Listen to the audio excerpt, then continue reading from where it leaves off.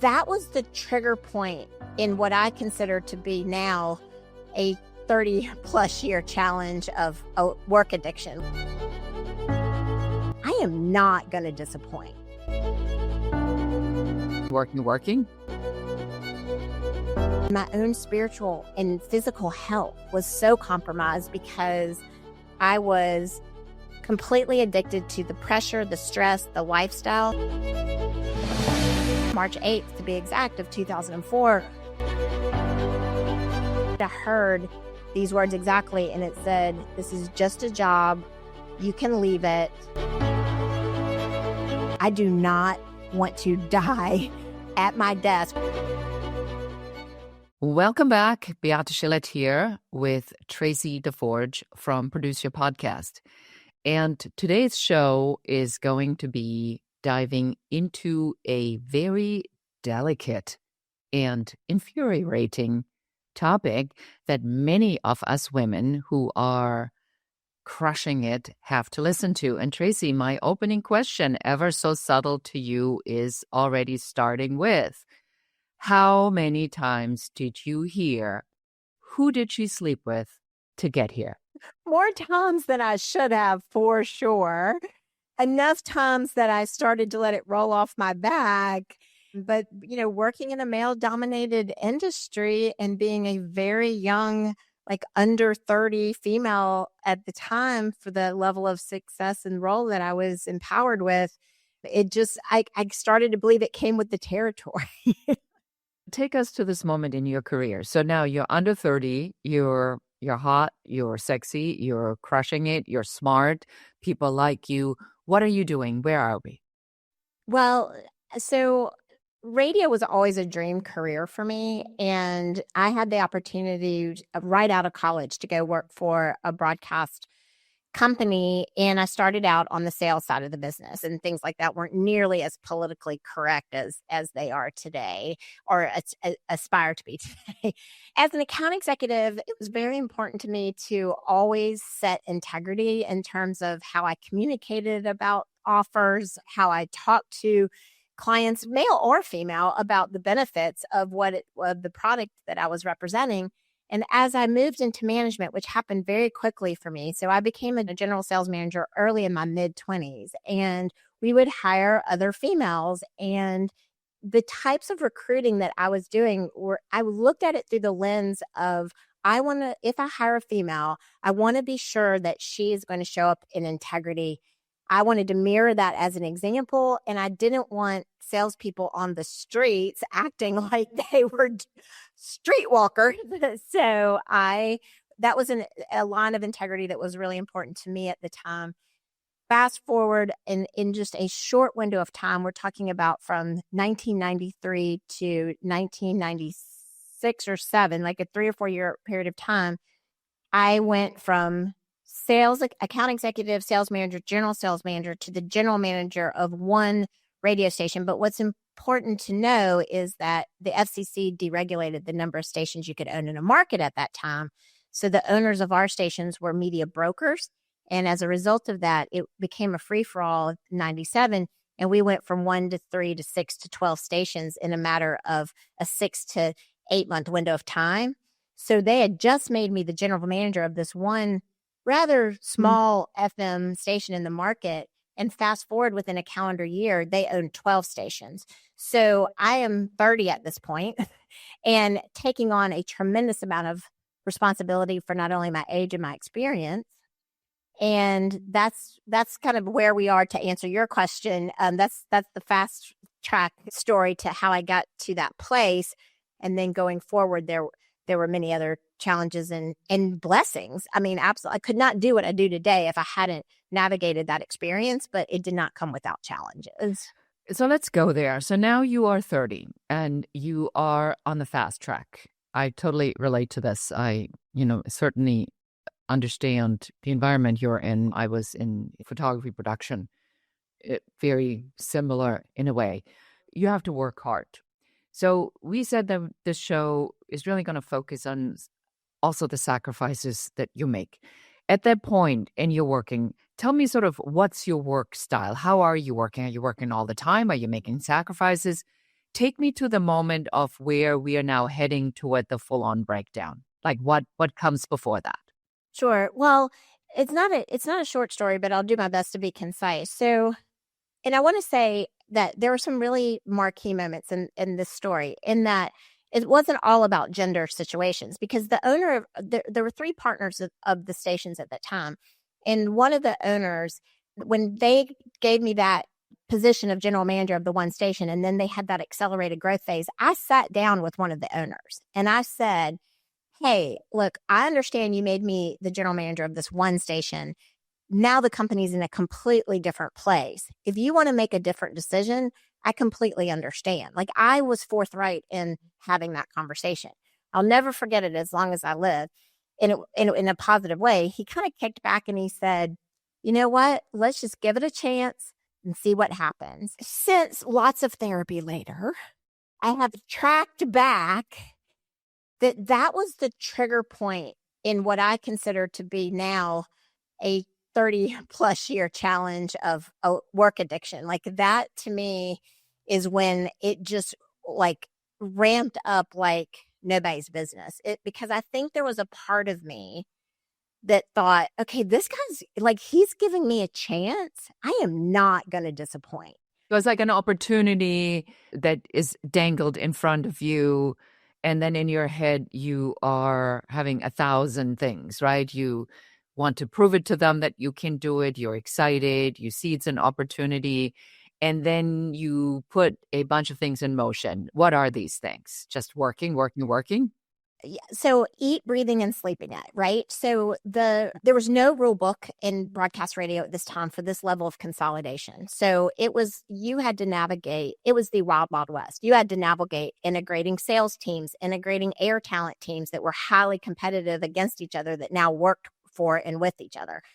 There were multiple geographies, multiple staffs, strategic partnerships. Like, it was the definition of baptism under fire. The only management experience I had was with that particular company for that very short window of time.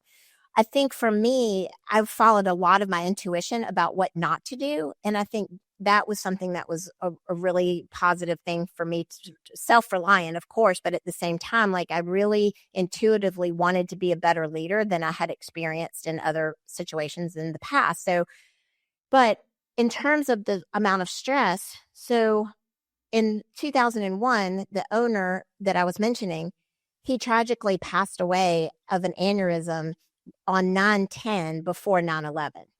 So, like, leading up to this point in time, I'd had sort of the off of the cuff comments in terms of like, oh, I've got ties older than you, like in the Rotary, for example, that I would go to conferences and I would attend with the program directors who were male. Most all of the air talent program director type management that worked for me were male. I would show up at these conferences and they would be like, dude, that's your boss? I would be like, hello, I'm standing right here. Like, I can hear you. And then there were does your dad own the radio station? Because I was young, but I looked even younger than I was. My voice sounds very young on the phone. And so, yeah, I mean, there were just all of these sort of just like external challenges, right? But internally, I'm going to jump in here. Did you have to overcompensate for that? Or did you feel, or are you now looking backward, seeing that you had to overcompensate for some of these things? I mean, 100%, I think internally I felt that way. I think that's what was driving, like, I'll prove you wrong, I'll prove you wrong. But I don't know, in that moment, I was conscious of it. I think in that moment, my default mechanism is humor. So I think that for me, I could be indignant, but I didn't really see that serving me well. So I would just I would typically default to making a joke of it or making light of it. I don't think I ever really, or what I do know for sure is I underestimated how much it impacted me in the pathway of striving for excellence and just overachieving. A lot of these were external factors that I was able to just sort of write off. But then there were internal things that, like, once that one owner passed, one of the partners separated himself out, the other owner died, and then there was just this one last owner who was left. And so from '01 to '04, it was incredibly difficult because that we were not in alignment in terms of how I was much more in alignment with the original two partners in terms of leadership and just all of the things that were important to me, how to show up as a leader. They weren't priorities as much as they were when all of them were collective. And so after the loss of that partner, and yeah, also having to understand like this was the biggest media event in the history of our lives at this point, and hopefully for forevermore. So we're navigating 12 stations of broadcasting, how to manage that piece of it while the towers are falling. And oh, by the way, I had to be the one to tell our entire staff that the owner of our radio station had also died. This was all happening at one time. It was just an absolute, it was so incredibly emotionally, physically, and spiritually. I think the proper word for it sounds like a shitstorm, if you really want I to. was going to say that, but I wasn't, that's No, I mean, I I already said a few words at the beginning of the show, which will make it explicit, which is okay, fine, great. which That is fine by professionally me. broadcast trained Southern girl in me was not going to say that, but yes, it was a complete unmanageable shit show. I'm not really sure I did, but I just wanted the audience to understand like it Yes. was so much more than anything I had control over. There were a tremendous amount of circumstances, but at the end of the day, what I did have control over that I lost control over was my personal ability to set boundaries, to be able to stand up for myself, and to be able to speak my truth when things were happening that I did not agree with or didn't want my brand, my personal, well, I say brand now because I am my own brand, but at that time, I just didn't want my name associated with it because I always believe you get one reputation, that is it. If it gets taken down by your actions or others, like you get one reputation. So I was fighting for my life to save my own and keep my own integrity, and my own spiritual and physical health was so compromised because I was completely addicted to the pressure, the stress, the lifestyle. Not going to lie, the money was great.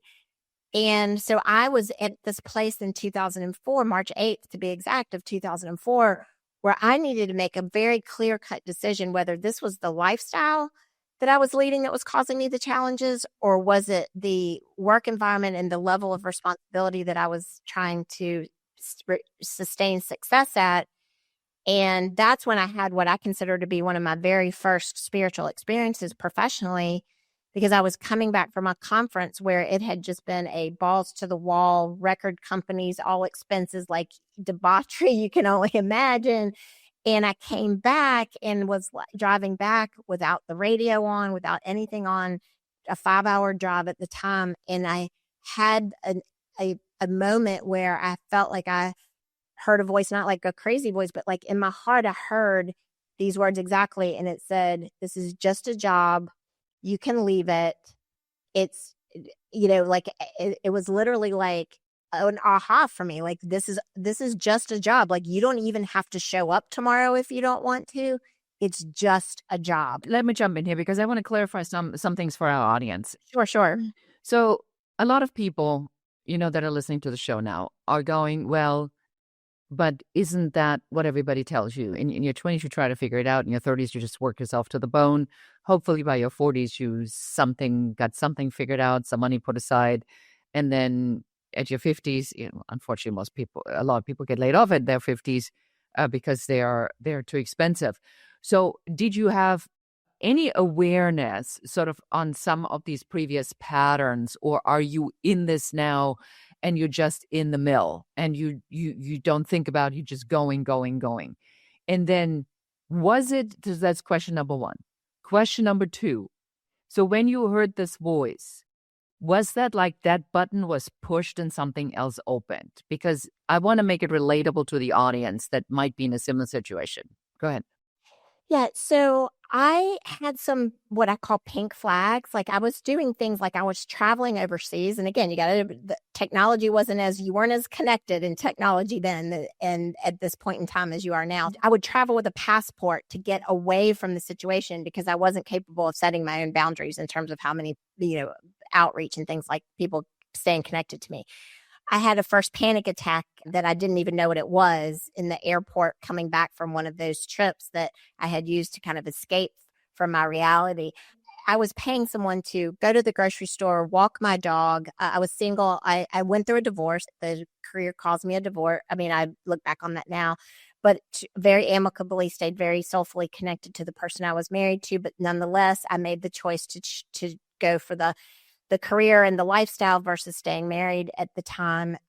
So there, yeah, I mean, there were pink flags, but did I connect the dots on them at that time? No, I did not. So for me, when I got that message that was like, this is just a job, that was like somebody might as well have just turned a light on inside my car, because I was like, what do you mean it's just a job? I mean, I had my very best friend sit me down at one point and say, your name is Tracy Long. Like when you introduce yourself as the market manager. My name is Tracy. Like it was all consuming in my life to the point that my identity was completely blurred between the two. I had no separation of those all. So with an identity now completely wrapped up in what you do you think people do this all the time? That are we pushed by society into this? Are we making a choice ourselves, or is there simply no other choice? Yeah, I mean, it's very hard to describe, but I think there's a fine line between crossing that line, right? You can be all in, you can be all 100% really like passionate about what it is that you do. But to me, it's when it crosses that line of like, I can't not work.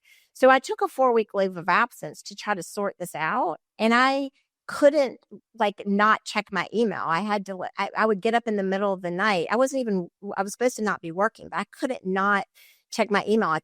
I wasn't supposed to have any conversations with anyone because the part of the thing that I figured out when I had that moment was I can use the Family Medical Leave Act and like just get my health back in check. Like that was the other thing, is like I was physically, mentally, spiritually like exhausted. Like I was not a good example to function for anyone. And I just think it's like, where is that line of crossing that line between being healthy and unhealthy? I lost sight of where that line was. How did you turn the ship?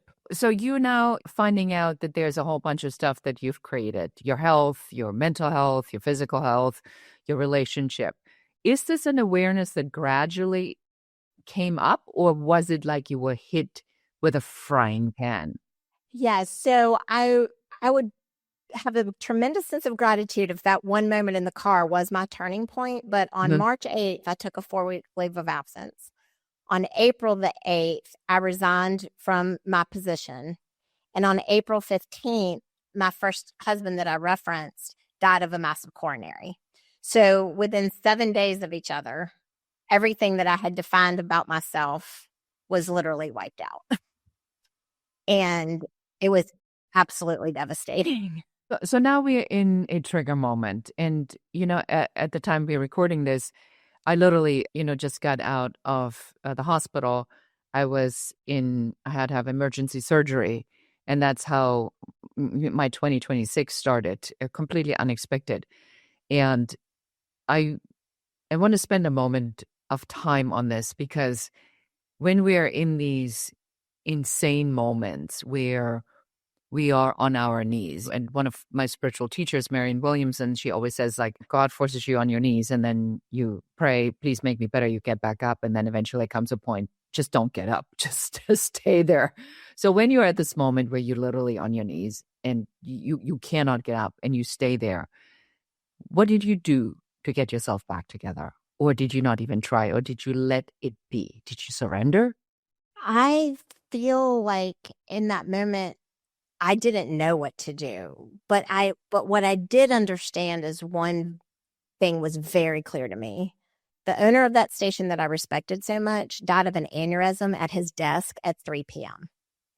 My first husband that I adored and was an amazing person was under so much stress and pressure from a business that we had built together that he was 53. He had no history of heart disease, and he died of a massive coronary, and it was completely unexpected. What I took away from that was I do not want to die at my desk or as a result of my work. Like that, like no matter what, that was like, I don't want that to be how my story ends.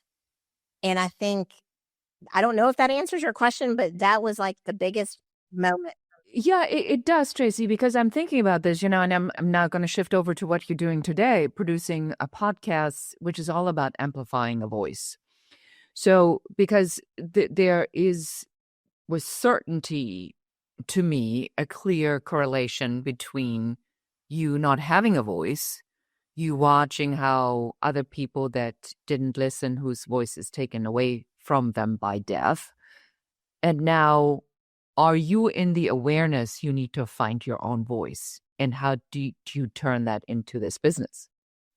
Yes. So before Producer Podcast ever existed, the reason that I wanted to start a podcast, and I did start that podcast, and it's called Journey to There, and it's all about the intersection between personal and business growth. I had no intentions of starting a full scale podcast production agency. I just pulled a broadcast quality team together to launch my own because I'd worked in radio so long. I knew what it was going to take to do what I wanted to do. That was my time, and I launched on March 8th of 2016, which was the same date that anniversary date of when I walked out of the radio station. So there was no coincidence. That was a time where I thought I was going to share this story that we're talking about now, that I was going to make a difference, that I was going to use my voice to change other people's lives and make impact. But I did not give myself that chance. I never hosted it by myself for the first 100 episodes. I lacked the courage to stand in my own power, and I brought in a male co-host that I had worked with in the broadcast radio industry. After 100 episodes, I thought, okay, I want to do this on my own. But as soon as we launched Journey to There, March 8th, we swiftly, right after that, started producing shows for other businesses, and I was off to the races again. 10 years later, still amplifying other people's voices before my own, even to the point that I was on the fence as to whether or not I even wanted to do this interview. But I don't believe in coincidences. And so when we had our first meeting together, I said yes, because I felt like there's a lesson in this that I need to learn, and I need to get back to the roots of sharing my story more than just how does podcasting work for your business.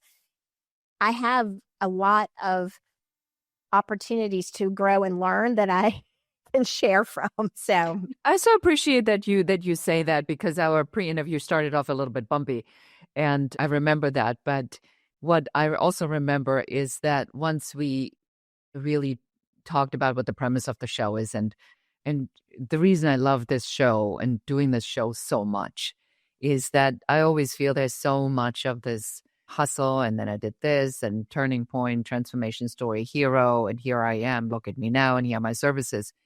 But I find that in the messy middle, there just isn't enough where we really talk about how brutally hard it is to pick yourself up and to openly share the stories. I had a pre-call interview yesterday, and the woman was not ready to talk about what it actually was, the thing that initiated the trigger. And that's not a fit for the show, because we can't hint on it but not get our hands dirty. So I appreciate that about you, that you were able, once you saw that, to really say, well, if I'm called to do this when we're at a similar age and we have some similarities in our career patterns, to really talk openly about this, because I think this is where our service and our impact is, to say, yes, this is what happened. This is what you're going to be inclined to do. But here are some of the things that happened to us. Maybe you can turn earlier here and not go down that road until it grabs you so hard and slaps you down on the cement and people are dying.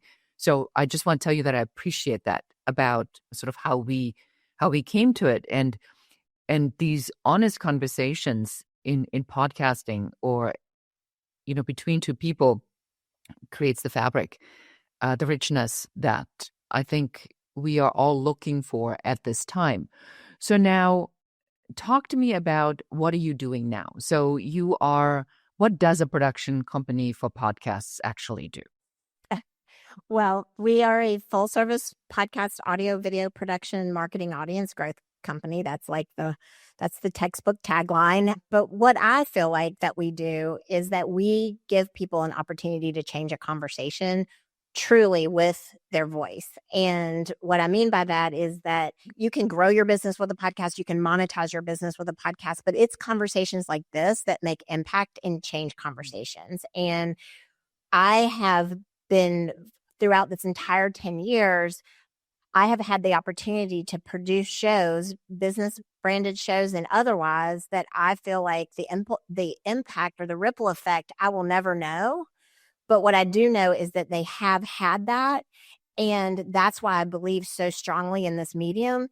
And I also believe that you should be able to achieve and receive the best quality production that you can or choose to invest in, because the better it sounds and the better it looks, the more likely people are going to stay with you and be able to share it and like it and things like that. And gratefully, the industry has created a lot of technology that has made that bar a lot more accessible than it was 10 years ago. But we've always just stood by the fact that whatever we can do in a very high touch, white glove way that keeps you showing up to this microphone and sharing your story is what we will do. And so that's why we've grown from audio to audio and video, added in guest booking services, added in audience growth, added in video campaigns, brand partnerships, all of those things, because it's not just one thing that keeps a show sustainable and successful. It's all of the things. And so the ecosystem is designed to support people so that they can keep having these kind of conversations. Yeah, and I will say that the conversation is not about just getting people on air. It is about a Right. conversation that's meaningful. We want people to have 30 minutes that they spend with us that they feel is a valuable conversation, and the technology does matter because it is also the quality of the conversation. So I'm grateful for people like you that help more people to hone their message and sort of get that message out there. So for anybody wanting to know where to find you, where will we send them? Producerpodcast.com is the absolute best way to connect. It's the way that you can, see some of our shows. If you're watching this on video, you see a sampling of some of the cover arts behind me. If you're listening to it, there's a portfolio of all the types of podcasters that we've worked with over the years. There's resources, blogs, and there's an opportunity if you want to reach out and just connect with me personally. Producerpodcast.com is absolutely the best way to do that. Thank you. And for someone now who's listened to this and said, well, good for her that she got herself out of it, but I'm on my knees right now, would there be a piece of advice you have for them? I would say what I really want to hone in on is if there's anybody who maybe never thought about the fact that work addiction could be something that was real, or maybe they thought, this feels crazy, like I'm addicted to my business or my work like I would be food or alcohol or drugs, I just want to acknowledge and empower you to believe that, yes, it is very real. And I often say to people, work addiction will bring you accolades, not intervention. And so in a lot of ways, you have to check yourself and be able to really figure out a pathway forward for you where you can strive for. I don't believe it's the balance. I believe it's the intersection between personal and business growth so that you can really keep your mental and physical and spiritual well-being in check. This has nothing to do with your bank account. This has to do with how you're choosing to spend your time and live your life. And what are you sacrificing to do that if it's all for your business? Truer words could have not been spoken. I'm certainly still learning that myself. That is, like you, my go-to, and it is a lifelong ministry to not fall back into those same patterns. Traci, thank you so much for being on the show. It was a pleasure to have you. Thank you. And that is it for us for today. So if you know somebody who suffers from serious workaholism, or you might be one of them, please, do take the time to listen to this episode, perhaps one more time, or share it with somebody who needs to hear what we said today. And as always, we are incredibly grateful that you're here, that you're giving us your time and attention. And we can't wait to see you again next time. And until then, and goodbye. That's it for this episode of the Business Growth Architect Show, Founders of the Future. If you're done playing small and ready to build the future on your terms, subscribe, share, and help us reach more trailblazers like you. And if you're serious about creating, growing, and scaling a business that's aligned with who you are, schedule your Uncovery session at uncoverysession.com. Lead with vision. Move with purpose. Create your future.